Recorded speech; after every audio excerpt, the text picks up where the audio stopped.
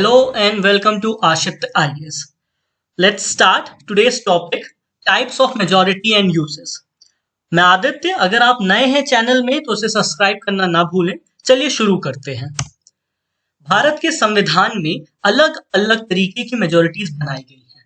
उन मेजोरिटीज के बारे में पढ़ने से पहले आप सभी के लिए क्वेश्चन है, which among this is not an all India services? आपके ऑप्शन है administrative service, foreign service, police service या फॉरेस्ट सर्विस।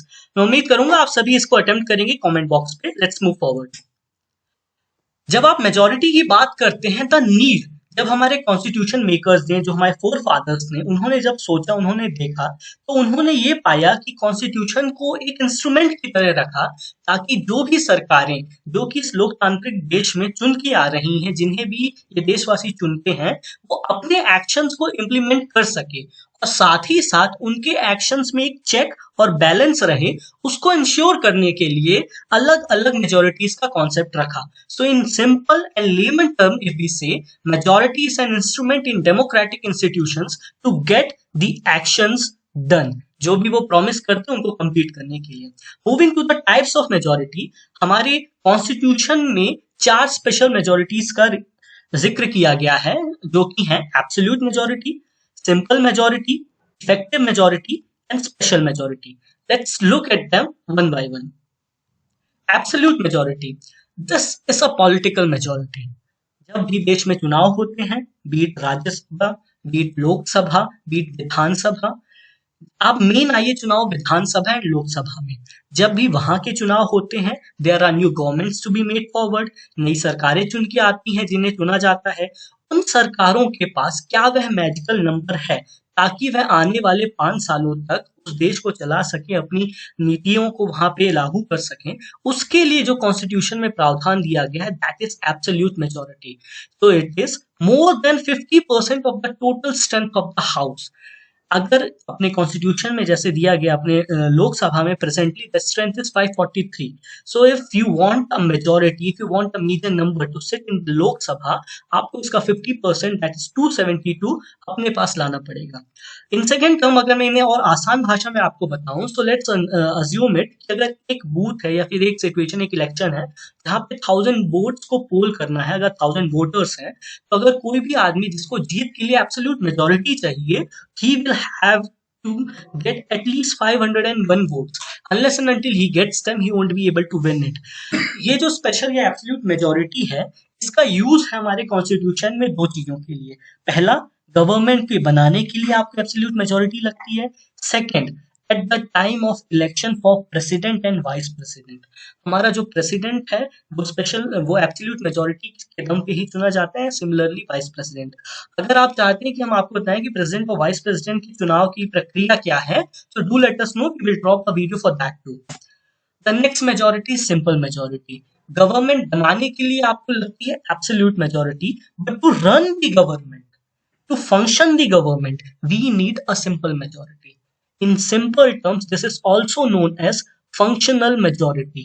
मैं आपको बताता हूँ इसे आप functional majority क्यों कहते हैं। I will explain you. But let's understand what is this simple majority. Let's assume a house of 500 members is there. In 500 members में 100 members are absent. Okay. जिसमें से 50 मान लीजिए कुछ इलेक्शंस में बिजी हैं, कुछ कुछ काम में बिजी हैं, 50 are having some independent work of their own, जहां पे उन्हें कॉन्स्टिट्यूएंसी में कुछ काम है, so they are absent from the Lok Sabha. Let's assume that house they are absent. अब उसमें से 400 में वहां पे एक बिल रखा गया है, there is an amendment, there is a bill to be made और एक्ट पास करना है।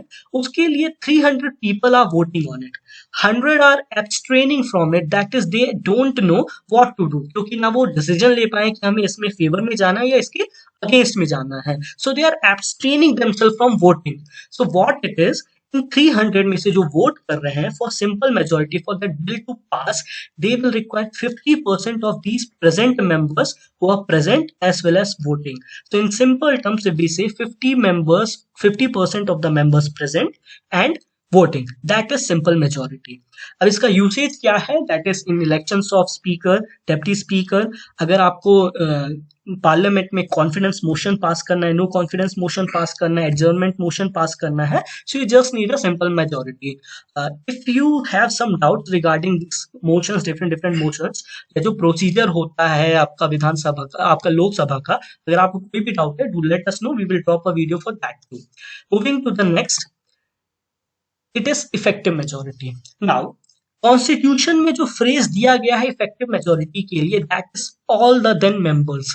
Please remember it, this may be asked directly in some question कि इफेक्टिव मेजोरिटी के लिए कॉन्स्टिट्यूशन में कौन सा टर्म दिया गया है। So it is all the then members. I will explain you what this all the then members is. In simple language, if I talk about effective majority is the 50% of member present in that house.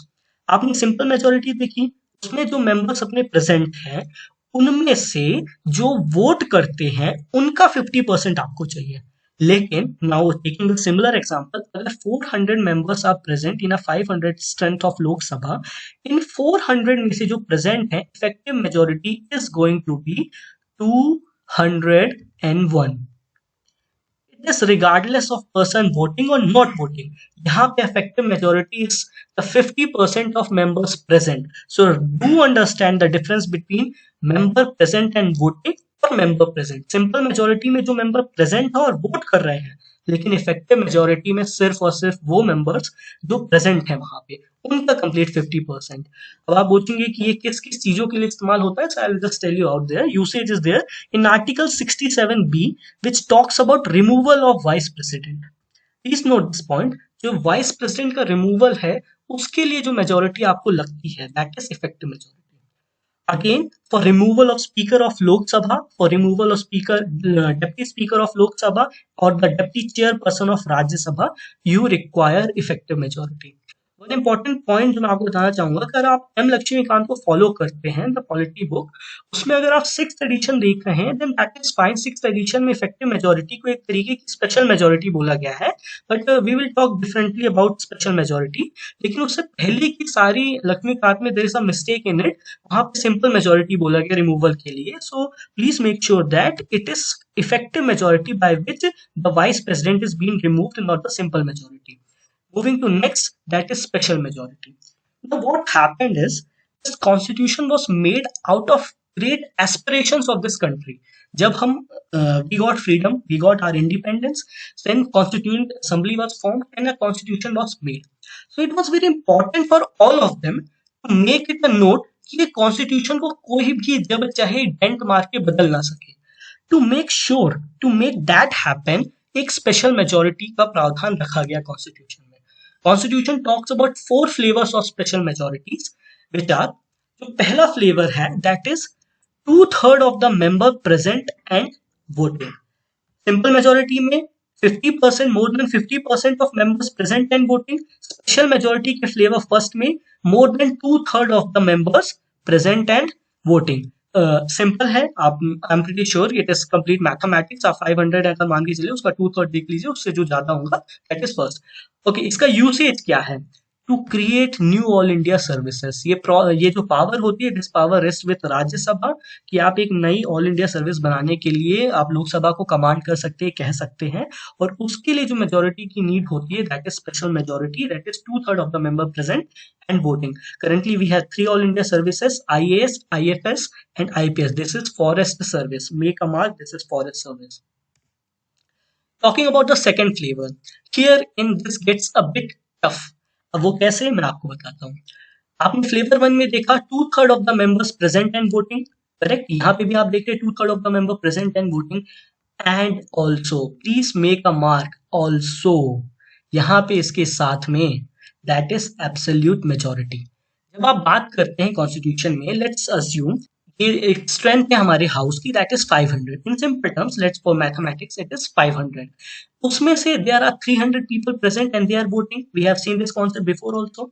तो अगर एक voting को हम, we have 300 members present and voting, अब उसमें से we see that 250 are in favour of the motion, they are in favour of the bill, और they are in favour of the act. तो अगर 250 आप देखते हैं, it is more than 2/3 of the present members and voting, correct? It is been pass like 2/3 में अगर ये होता सिंपल मेजोरिटी का फर्स्ट फ्लेवर होता तो ये पास हो गया होता, but we have the absolute majority also. अब एब्सोल्यूट मेजोरिटी अगर आप देखते हैं 500 स्ट्रेंथ की, it is going to be 251, क्योंकि वो 250 बने हैं, so this bill is not going to pass, एक वोट से ये बिल रह जाएगा। So this is the special majority, ये जो second flavour special majority, this majority was made so that the sacredness of the constitution could be withhold on. जो पवित्रता है हमारे कॉन्स्टिट्यूशन की, कभी भी उसको बदला ना जा सके, कभी भी आसानी से उसे तोड़ा या मरोड़ा ना जा सके, इस कारण से स्पेशल मेजोरिटी का प्रावधान रखा गया था जो सेकंड फ्लेवर की है। इसका यूज आप कहाँ कहाँ देखेंगे, जो मैंने आपको बताया, अगर आपको कॉन्स्टिट्यूशन को बदलना है, बी इट कॉन्स्टिट्यूशनल अमेंडमेंट के थ्रू या फिर फंडामेंटल राइट्स में आपको कोई चेंजेस लाना है, या directive principle of state policies है उसमें कोई चेंज लाना है, तो आपको सेकंड फ्लेवर ऑफ मेजोरिटी लगती है, स्पेशल मेजोरिटी लगती है। Moving to third flavour. Third flavour जो अपना कॉन्स्टिट्यूशन है, जो अपना नेशन है, उसको वो एक सर्टिफिकेट देता है that our nation has a federal structure. Well that is debatable, we will talk about it regarding about that structure in different class, but अभी जो मेन है, जो एसेंस है, it is a federal structure in a whole, in a nutshell. अब constitution gives a separate union that is centre, constitution gives a separate state legislature जो अलग अलग states हैं। तो इन स्टेट और इन यूनियन के बीच में समन्वय बनाने का, एक साथ में साथ चलने का काम जो है वो हमारा कॉन्स्टिट्यूशन करता है, हमारा कॉन्स्टिट्यूशन देता है। अब कभी अगर किसी यूनियन को, कभी कभी कोई सेंटर है उसने कह दिया मुझे कुछ चीजें बदलनी है, तो अगर वो बदला, वो constitution amendment, that is a rupture over federal structure of the India system और द कॉन्स्टिट्यूशन, उसके लिए to change that federal structure we will require the special majority flavor number 3. Let's see what exactly it is. तो इसमें आपका पहले तो special majority flavour 2 आएगा, that is 2/3 of the member present and voting plus absolute majority plus ratification from more than 50% of state legislature. जब कभी आप देखते हैं कि स्टेट लेजिस्लेचर जो है आपका, क्योंकि फेडरल का सबसे रूट कॉज यही है कि स्टेट और सेंटर दोनों साथ में चले। So if you have to make any amendment regarding the state legislatures vicinity, उनके अंदर जो आ रहे हैं, उनके कार्य क्षेत्र में जो चीजें आ रही हैं, अगर उसके रिगार्डिंग आपको कोई भी चेंज करना है, तो यहाँ पे at least 50%, more than 50% of state legislatures की तरफ से रैटिफिकेशन इंपॉर्टेंट है। रैटिफिकेशन मतलब कि वो उसको अपनी स्टेट असेंबलीज में पास करेंगे, that is the meaning of ratification in simple term. So the usage is to change the federal structure of constitution. The simplest example जो आप सभी आज दिन में 3 से 4 बार आता ही है, दैट इज जीएसटी। आप जीएसटी में देख सकते हैं, that is changing the federal structure. Moving to flavour 4, that is 2/3 of the total strength of the parliament. This is said as to be the toughest majority of all. इस majority का इस्तेमाल सिर्फ और सिर्फ कॉन्स्टिट्यूशन में एक जगह करने के लिए कहा गया है, that is for the impeachment of president. In case if you are not aware about the process of impeachment, do let us know. We will make another video for that too. अगर आपको आपको आपको भारत का president, Bharat के राष्ट्रपति को उनके पद से हटाना है, इम्पीच करना है, तो उसके लिए जिस मेजोरिटी का इस्तेमाल होगा, that is flavour 4 of special majority, जिसमें 2/3 of the total strength of Rajya Sabha as well as Lok Sabha, जिसमें सेपरेटली आपको पास करना है कि जॉइंट सिटिंग में ये पास नहीं हो सकता, वो सेपरेटली होगा लोकसभा में भी और राज्यसभा में भी। सो this is the 2/3 of the total strength of the parliament, not the present and voting, इसमें टोटल स्ट्रेंथ की बात हो रही है। सो आई एम प्रीटी श्योर कि आपको अभी तक हमने क्या क्या देखा, 4 टाइप्स ऑफ मेजोरिटी, मेजोरिटी क्या है, इसके बाद 4 टाइप्स ऑफ मेजोरिटी, इसमें आपका आता है एब्सोल्यूट मेजोरिटी, इसके बाद सिंपल मेजोरिटी, थर्ड में अफेक्टिव मेजोरिटी एंड फोर्थ में स्पेशल मेजोरिटी। स्पेशल मेजोरिटीज के 4 फ्लेवर्स आपको हमने बताया। पहला फ्लेवर जिसमें आप 2/3 of the member present and voting, second flavour 2/3 of the member present and voting plus absolute majority, third flavour 2/3 of the member present and voting plus absolute majority plus ratification from the state legislature, जिसमें state governments अपने at least 50% से ज्यादा state legislatures उसे ratify करते हैं, उसे पास करते हैं। And fourth the toughest of all, जहां पे आप प्रेसिडेंट के इम्पीचमेंट की बात करते हैं, प्रेसिडेंट के रिमूवल की बात करते हैं, प्रेसिडेंट को हटाने की बात करते हैं। उम्मीद करता हूँ ये सारी मेजोरिटी अब तक आपको क्लियर हो गई होंगी। चलते हैं अपने जो क्वेश्चन आपसे पूछा गया था शुरू में, I asked you which among is not an all India service. तो अगर आपको याद हो, जो हमने स्पेशल मेजोरिटी की पहली में बात की थी, तो उसमें मैंने आपको स्पेसिफाई किया था कि administrative service is an all India service, police service is an all India service, forest service is an all India service, but Indian foreign service is not an all India service. बहुत लोग confuse होते हैं IFS को देख के कि ये foreign service है, but it is forest service. Foreign service is not an all India service.